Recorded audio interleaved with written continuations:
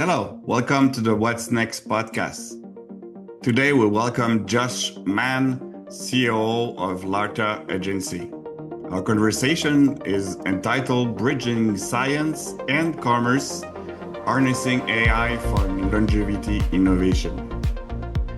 Larta Agency is the exclusive mandated private partner of the government of Bahamas under the Longevity and Regenerative Therapies Act of 2024.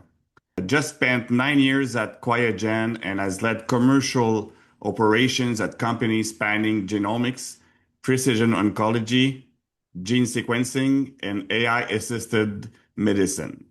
At Larta, he is building the regulatory, clinical, and data infrastructure that positions the Bahamas as a global hub for safe, ethical longevity and regenerative therapies, all powered by AI-driven software stack. The conversation will explore what it takes to build a regulatory framework from scratch, why data portability is the key to FDA credibility, and how AI is changing the way therapies are evaluated, patients are tracked, and investments are made. So thank you and welcome, Josh, to the WATSNEX podcast. Pleasure to be here today. So let's jump right in. So you started your career as a molecular biologist, work on the Human Genome Project. So you spent 9 years at Quiagen and you're now CEO of a government-mandated longevity agency in the Bahamas. So what is the thread that connects all of that? Yes, it's a great question, and it's been an interesting journey. So really the thread that has tied this all together is, how do you turn a molecular truth into something a patient or a regulator or a market can actually make actionable? And I've followed that question throughout the stack, and it's been a concern of the various stakeholders that are within each of the industries. So when I started my career at the bench, at Invitrogen and Life Technologies, PCR, gene expression, RNA, and sequencing were really tools that were in the process of being developed. And those tools enabled the genome to be readable, and we mapped that. And then at QIAGEN, we were able to build upon what we learned through that project, whether it was a breakthrough that reached a patient or, working through the economics with different users of the technology. And then since then, really, it's been commercializing those types of technologies, enabling the access for patients to these novel platforms and developing partnerships.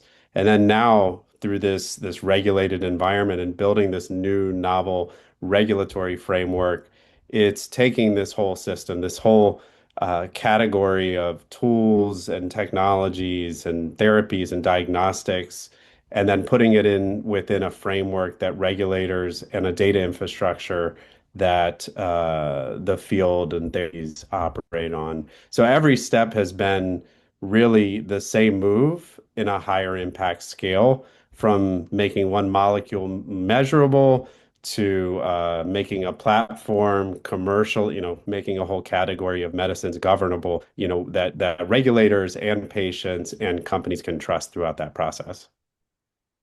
Thank you for describing this thread to us.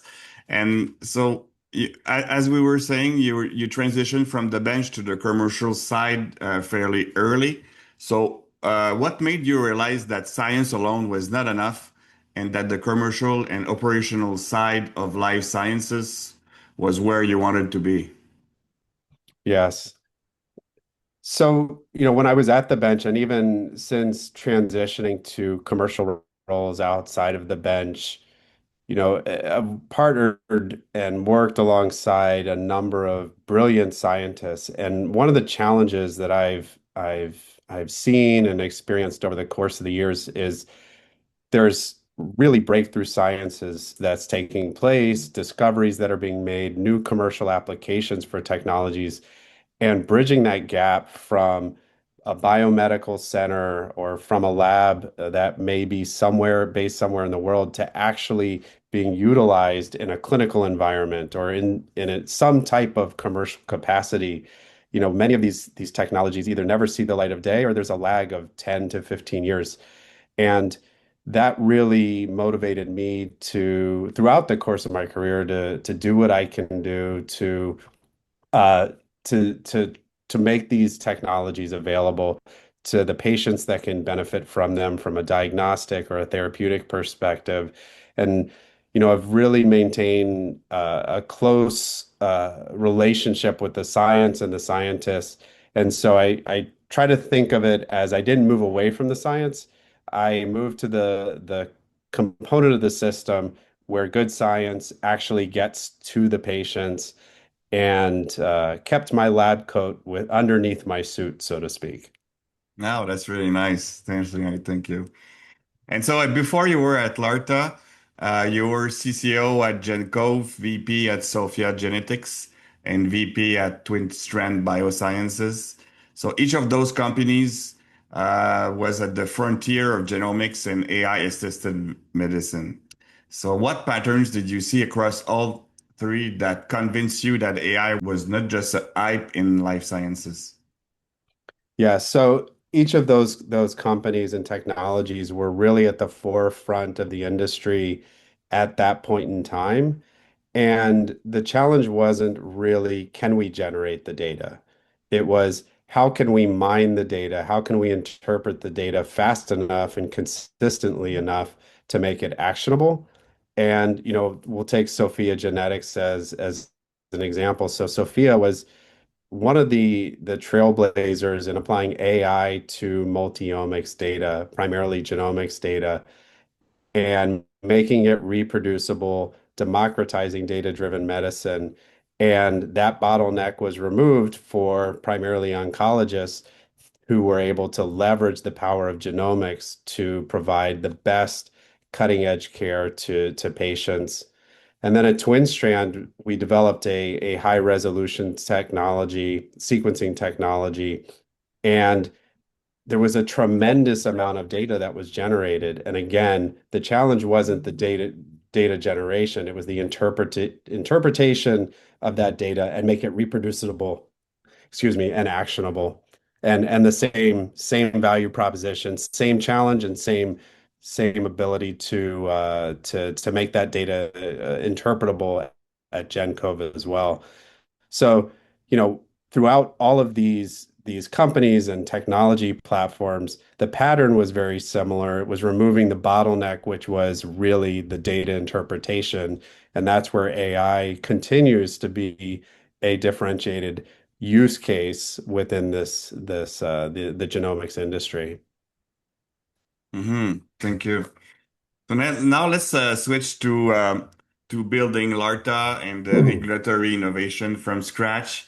So the Bahamas passed an entirely new act in 2024, creating a new government division and a digital regulatory portal that connects directly with the Ministry of Health. Could you walk me through what it actually took to build a regulatory framework that did not exist before? Yes, it's been a tremendous amount of work, and it's really reimagining how we can bring new technologies to market, whether that's diagnostics, a new therapeutic, a new medical device.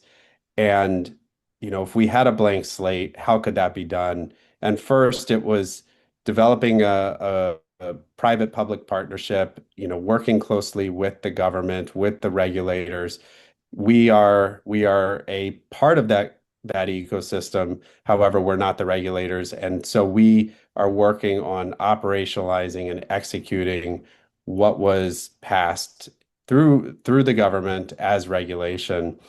And what we did was we built really three builds at once. So there was the legal instrument, which was the act, the government machinery, which was a new division at the Ministry of Health that was developed, and then a digital layer, which was where we came in, which was a portal, and everything is built on this digital framework. And what the digital framework enables and what where we come in is the ability to uh, enable data portability. And so, we didn't copy the FDA or the EMA. We looked at what worked well within other regulators. We studied where, what worked well, and then also where there were areas for improvement without compromising safety and designing those frictions so that we could maintain the nimbleness and streamline the process without compromising safety in the process. And that was it was really a challenging process. Hmm. Um, but the hardest part wasn't technical, it's really trust.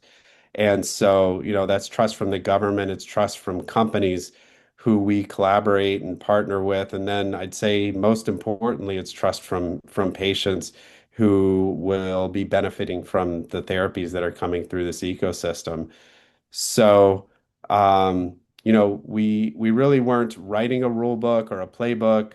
We built a regulator, regulated division and a regulated ecosystem, and are supporting the government in that process. And all of this is enabled through technology, through AI, through the software stack that we're continuing to build and iterate on. Hmm. And about the fact that LARTA is sitting outside of the US, we assume most biotech would assume that running a trial outside the US means the FDA will not accept the data. So how have you structured LARTA to make that assumption wrong? Yes, this is a common question that comes up very frequently, and it's a real fear. However, it's really I'd say a misunderstanding in regards to the jurisdiction. Now, we've spoken with regulators and attorneys that support the regulators here in the U.S., the FDA, the EMA in Europe. And the FDA, and we've even spoken with former regulators themselves, and the FDA doesn't reject foreign data because it's foreign. It accepts foreign clinical data all the time. We could look at Australia and New Zealand as very common examples of where clinical trials are run very routinely abroad, and Eastern Europe. There's plenty of examples. However, where there is the rejection of the trials and the data is in regards to data that can't be trusted, trials that can't be reconstructed, consents that can't be verified, conduct that doesn't map to GCP. So the data integrity really becomes the challenge in that process. So the reason we built LARTA and the reason we built LARTA in the LARTA agency in the way that we did is we made it so that it's auditable. That a typical domestic site would really expect the requirements that we're putting in place. We're actually raising the bar in regards to what the expectation is in regards to a trial that's run anywhere. So every trial runs to ICHE 3.6 guidelines, GCP, good clinical practice. The regulatory portal enables that. So that's again one of the reasons we built everything on a digital infrastructure so that it does enable the platform to be auditable and enable the data portability of the data that's generated in whatever jurisdiction is using our platform.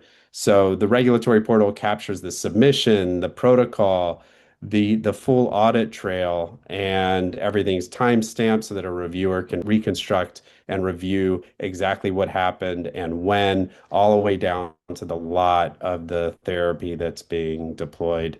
Yeah, the FDA has never had a problem with really where the data come from. It's a problem, in regards to what can be trusted. And we're building a jurisdiction where the data can be trusted. The platform that we've built is a audible, reproducible uh, trial data set. Amazing. Thank you.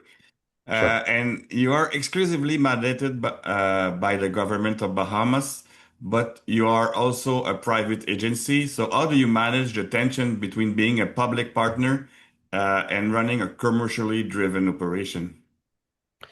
Yes, it's a great question. So there are clear guidelines in regards to what the LARTA agency and the government are able to do. And everything is actually streamlined through the government in regards to prioritizing any commercial aspects that are done through the LARTA agency versus what is actually accomplished and approved by the government. The government is the ultimate regulator and approval of novel therapies. So, any commercial interests can be superseded by the government, the regulatory body, so that nothing essentially circumvents that process. So our commercial success depends on really the government's objectives of having a safe, credible, globally respected and recognized framework. And if the framework isn't trusted, there's no ecosystem, and then there's no commercial entity. So really, it's about building a credible system. Where it could go wrong is, running the operation to bend the rules. And, that's something that no one on the team would want or would do. And in addition to that, there are checks and balances that have been implemented all across the ecosystem, both within the private entity, but also within the government from a regulatory perspective. So these safeguards, the ecosystem, both the private and the public entities, against any conflict, and it needs to be built into the structure. And so that's what the regulators have done, and that's how we're operating within the jurisdiction as well. Thank you. Let's switch section and subjects. I would like to know more about AI in clinical operations and biopassport. So you mentioned that LARTA uses AI to mine regulatory and company documentation so that regulators can quickly analyze submissions. What does that process actually look like in practice, and what does it unlock that a manual review cannot? Right. So in practice, what that means and how we're utilizing AI now, and then we also have a number of use cases regarding how we're going to be implementing AI as we mature as an organization. But, our portal is meant to capture all of the regulatory and company documentation, excuse me, that a company may submit. And as you can imagine, there's a vast amount of data that companies would be submitting in regards to both the organizational information, peer-reviewed publications, all of the data package that's generated with a regulatory submission. And for the reviewers, this creates an immense amount of information and a quite a bit of a burden for them to review all of the documentation.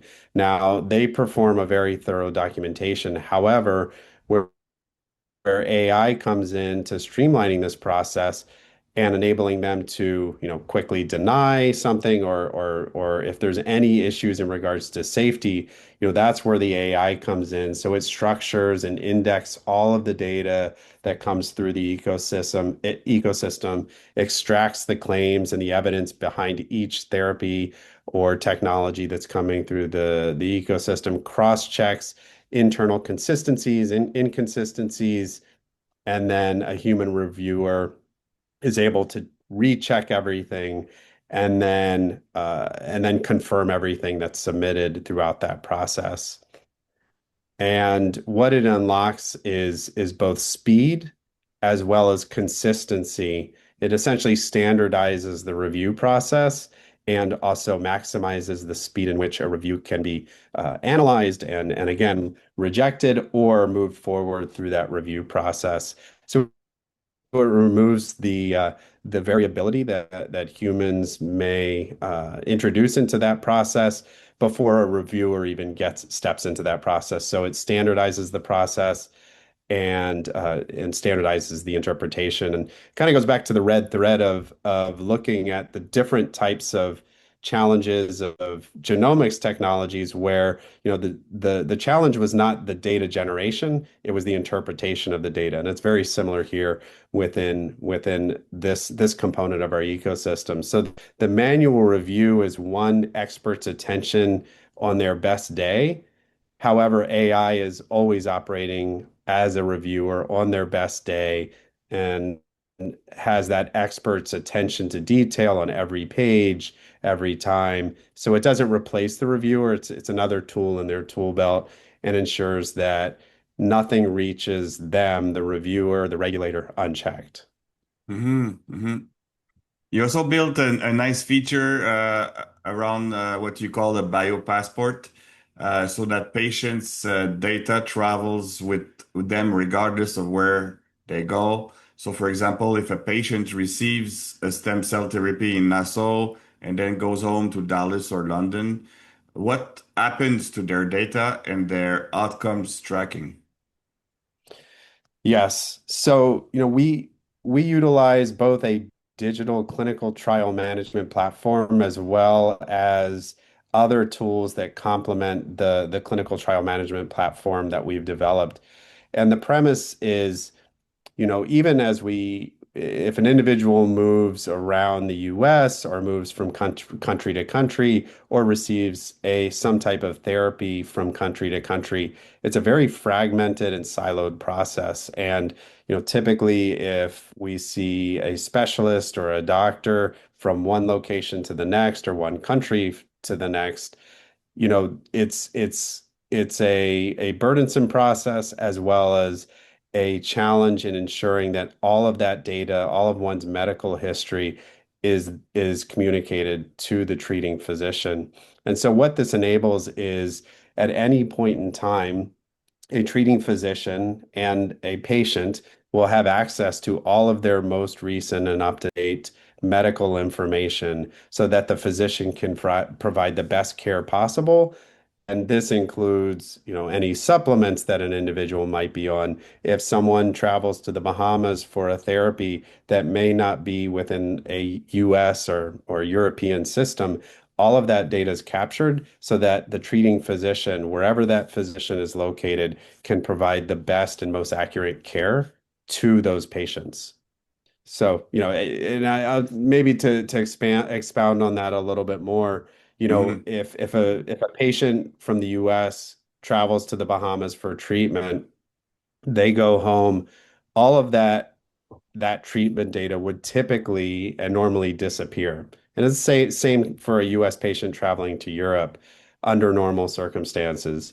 So what this biopassport enables is the outcomes keep reporting back and travel with the patient. So a single treatment, wherever that patient is being treated, can become the single source of truth and the data point that's still guiding the treating physician, whoever that treating physician is, and wherever that treating physician is.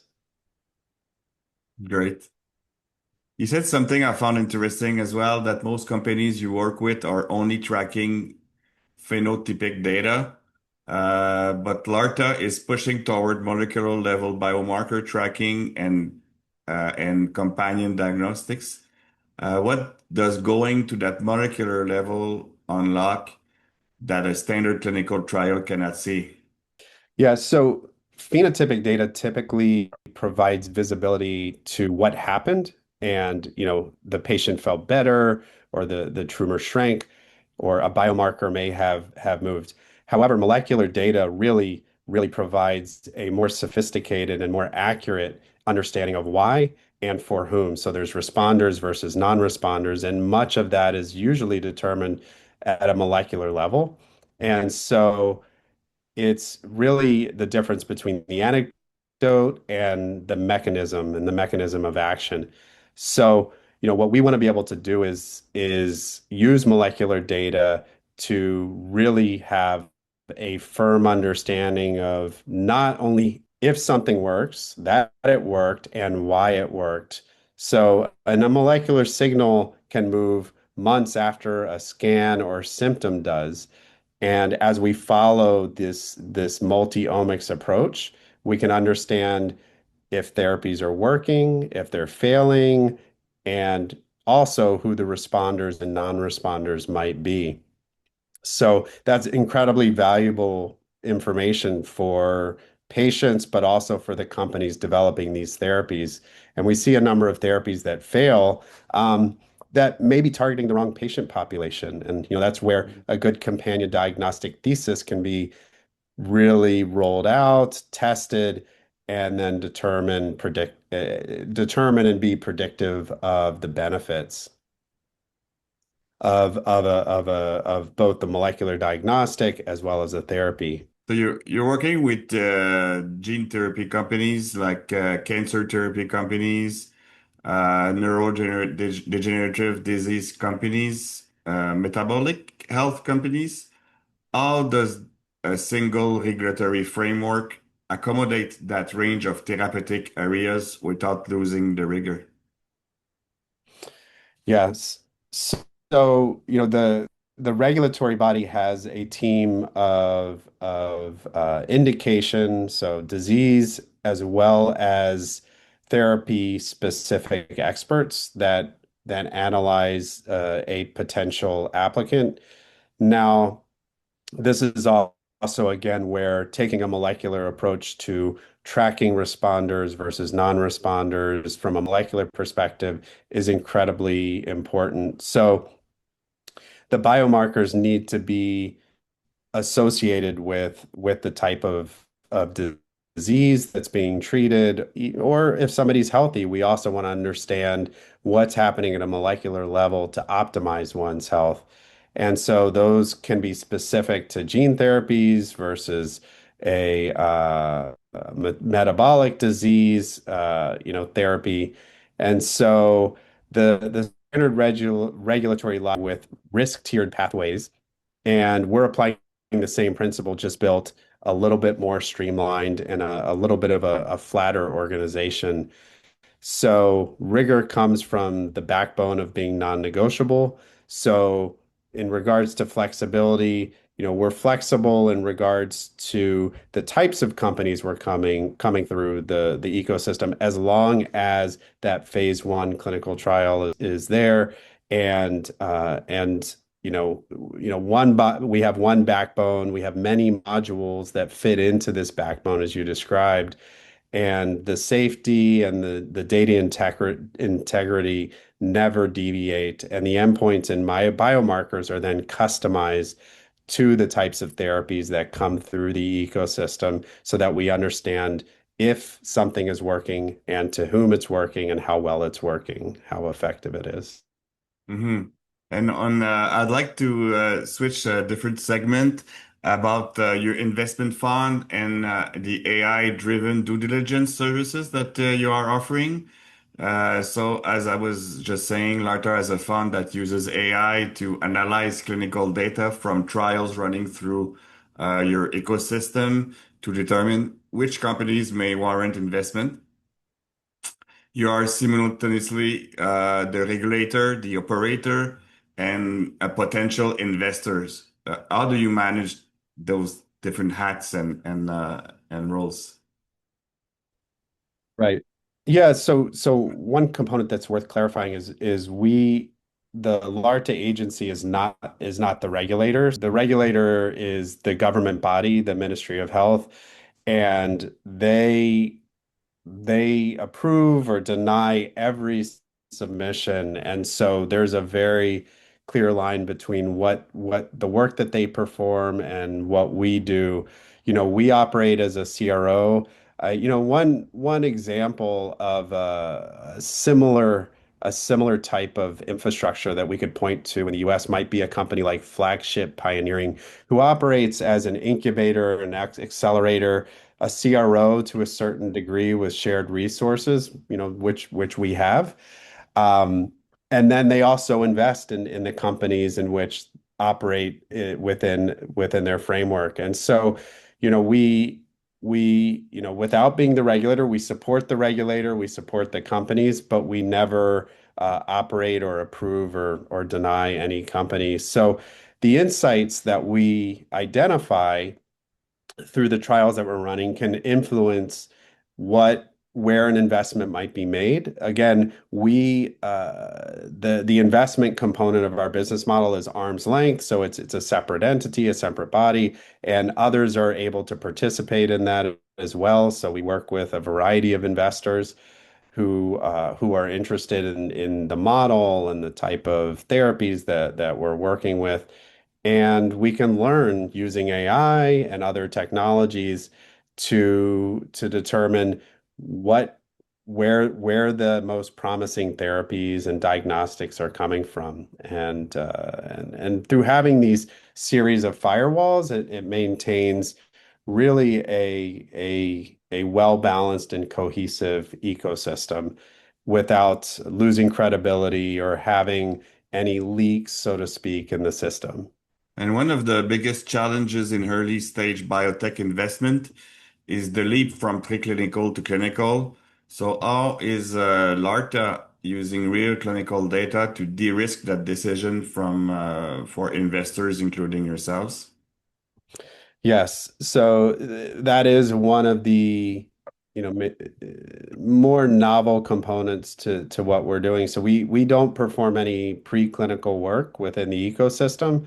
So that's one of the primary components of the vetting process of new technologies that come through the ecosystem is they're either making that transition from preclinical to clinical or they're purely clinical. And so through those benchmarks, it actually enables the investment component as well as the the uh, the patients who are coming through our ecosystem can trust the safety of a therapy that's coming through the ecosystem to ensure that it is a viable alternative to whatever that it is that they're exploring.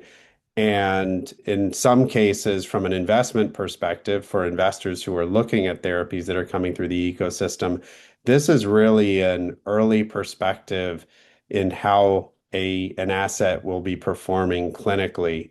And so it really does de-risk it for everyone across the ecosystem. So the preclinical to clinical leap is the most expensive coin flip in Mhm. biotech. And so from an investment perspective, we don't bet on the flip. We watch it happen with real human data in hand and lean in once, from a molecular perspective, once we've performed that analysis and we understand how an asset's performing clinically.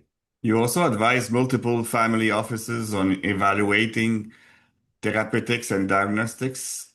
How has AI changed the quality of due diligence that a family office or smaller fund can now perform on a early stage biotech deal? Yes. Yeah, it's been interesting to really see how early stage investors and family offices have moved increasingly into the biotech space, the life science space. And I think one of the benefits of AI is, people can quickly, investors or prospective investors can quickly get up to speed and provide an analysis on a potential investment. However, not everyone's an expert because they've utilized AI and it can provide a false sense of security. And so how I operate with family offices and I work with various teams is providing the real world experience in regards to some of the nuances that an AI platform may not be able to flesh out in within an analysis that would be under a typical investment perspective, may seem very black and white, but there's a lot of nuance in science and potential life science investments. And so, AI is a great tool and it really hasn't replaced the experts in the room. However, it's given them an analytical tool and another level up of sophistication that enables family office to really compete with larger funds.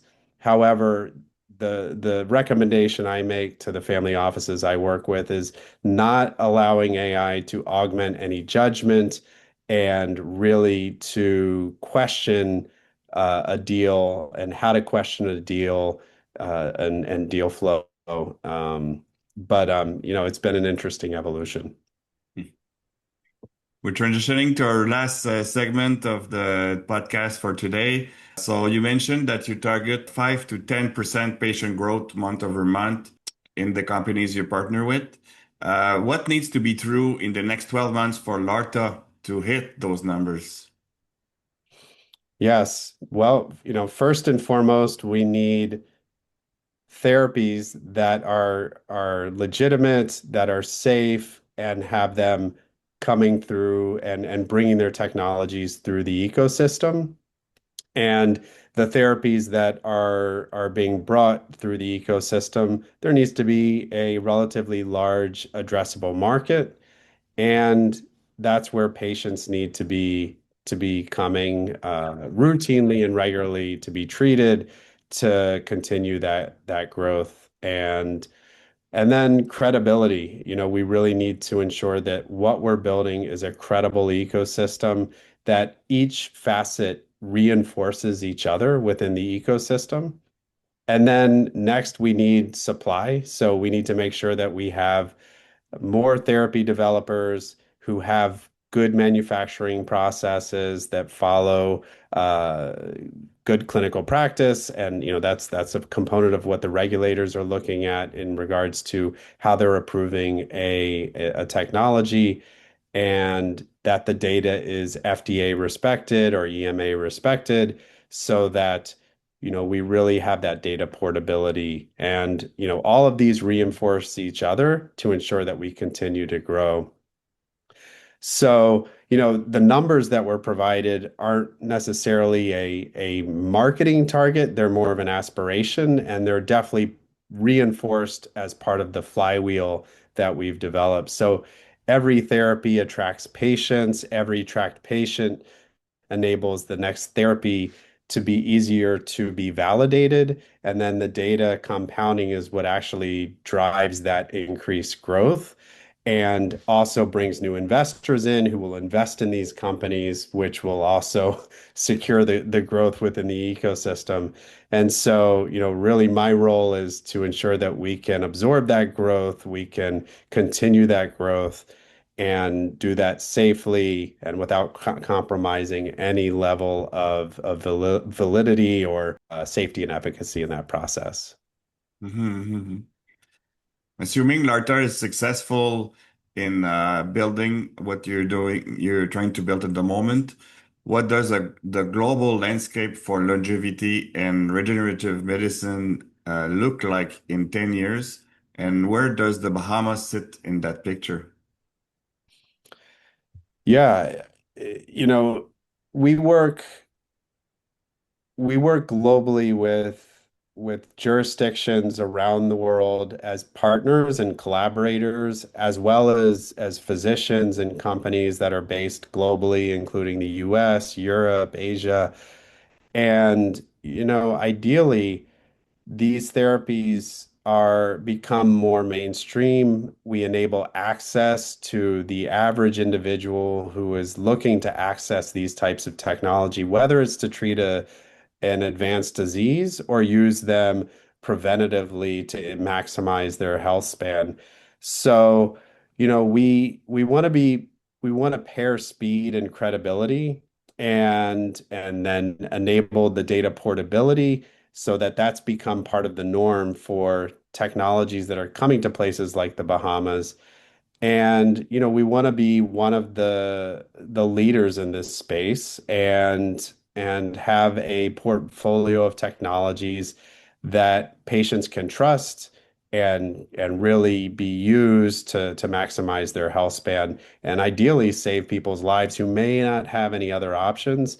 And then through that data portability, we can bring those same therapies to other jurisdictions like the US or Canada or Europe, so that really this flywheel that we've developed brings these technologies to people's backyards, and then we continue to bring new technologies in and commercialize them, and do this on a really reoccurring basis. Mhm. We're already to our final question for today. You moved from research bench through 9 years at one of the world's largest genomics companies and multiple commercial leadership roles to building a government-mandated regulatory agency in the Bahamas. What would you tell someone earlier in that journey who is trying to figure out how to connect deep scientific knowledge with real commercial and operational impact? Coming from the lab, it's typical to look at these you either have a scientific career or you have a business career. And I would really think of them as, a career that's supporting the advancement of science. So treat science and business as one holistic career. And, through whether you purely pursue a career in science or the business of science, you're still going to be advancing science at the end. And, really go where the bottleneck is, not where the prestige is. So look at wherever that bottleneck may lie in the process and point yourself at whatever it is that's actually blocking the science from reaching people. So I would say don't pick between the science and the business. The entire career is the translation between the science and the business, and really be an individual who's constantly curious. And it's okay to be very technical as well as commercial, and you can advance the science in the process.